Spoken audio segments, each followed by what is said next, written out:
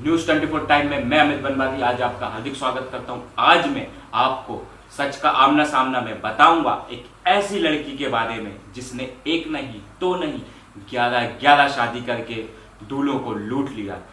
इंदौर की रहने वाली मेघा नाम की इस लड़की ने 11 शादी करी, उसके बाद उनसे सोना और नगद लेके फरार हो गई।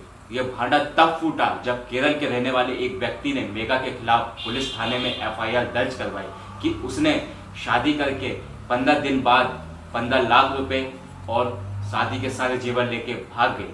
पुलिस ने जब उसे ट्रैक करके पकड़ा और जब उससे पकड़ने के बाद उससे पूछताछ की गई तब उसने पूरा भांडा फोड़ा कि कौन कौन उसके साथ इस जुल्म में सहायक था, कौन उसकी सहायता करता था और किस प्रकार इस वह घटना को अंजाम देखते थे।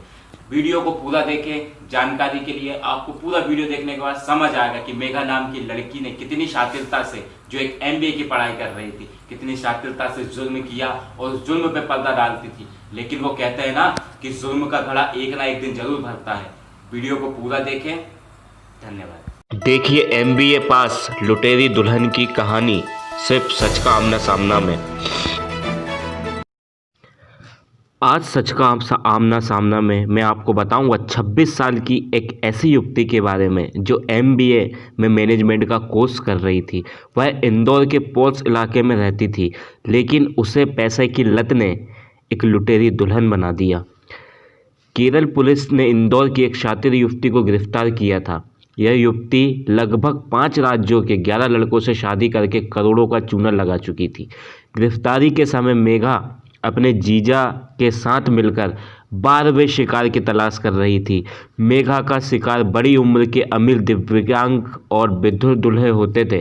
केरल पुलिस ने मेघा के साथ उसकी बहन प्राची और जीजा देवेंद्र को भी हिरासत में लिया था।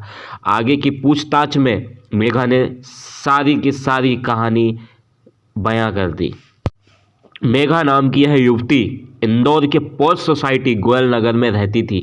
आप देख सकते हैं कि वह किस हद तक पैसे कमाने में लिप्त थी, जो बड़ी बड़ी सोसाइटी में रहा करती थी।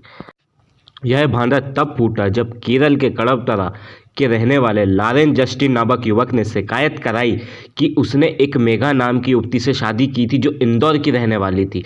विवाह के मात्र 15 दिन के बाद वह 15 लाख रुपए और शादी के गहने लेकर फरार हो गई।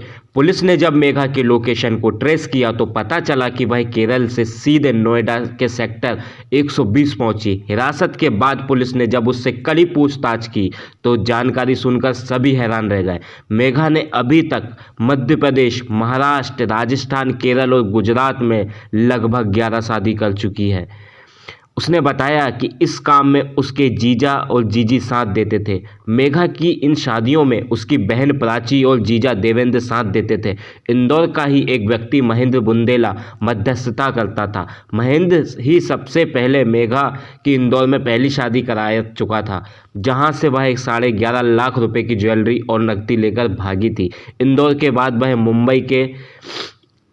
मुंबई में जाकर उसने दूसरी शादी की, वहां से 40 लाख की लूट की। इसके बाद वह पुणे की शादी में भी लंबा माल हाथ लगा। इसके बाद यह सिलसिला चल निकला। हर महीने एक नकली शादी और अच्छी खासी रकम अंदर कर लेते थे। जब उससे पूछा कि तुम शिकार कैसे मनाया करते थे लोगों को, तब उसने अब बताया कि जीजा और जीजी और एक साथी के साथ मिलकर ये लोग अमीर, विधुर और तलाकशुदा दिव्यांग लोगों को निशाना बनाते थे। फिर ये लोग मेघा को उनसे मिलवाते थे। 5 फुट 2 इंच की खूबसूरत मेघा उन्हें अपनी पढ़ाई और मीठी बातों में फंसाकर शादी का झांसा दे देती थी। शादी के मौके का फायदा उठाकर ससुराल वाली को चाय या खाने में नशीला पदार्थ मिलाकर बेहोश करती थी और मौके का फ़ायदा उठाकर पैसे और गहने लेके भाग उठ जाती थी। पड़ोसी भी थे मेघा से अनजान। मेघा इंदौर की पॉश कॉलोनी गोवर बिहार में रहती थी। वहाँ बिल्कुल भी मेलजोल नहीं रखती थी किसी से। कॉलोनी के कई लोगों का तो यह भी नहीं पता था कि वह इस नाम की कोई लड़की भी यहाँ रहती है। मेघा का परिवार भी आस पड़ोस के लोगों से मेलजोल कम रखता था, लेकिन यह वाकया कुछ ही दिन चल पाया। वो कहते हैं ना कि जुल्म सिर्फ कुछ दिनों तक ही चलता है, लेकिन उसका अंत बुरा होता है। लेकिन केरल के लड़के की समझदारी के कारण मेघा का भांडा फूट चुका था। अब वह पुलिस की हिरासत में है।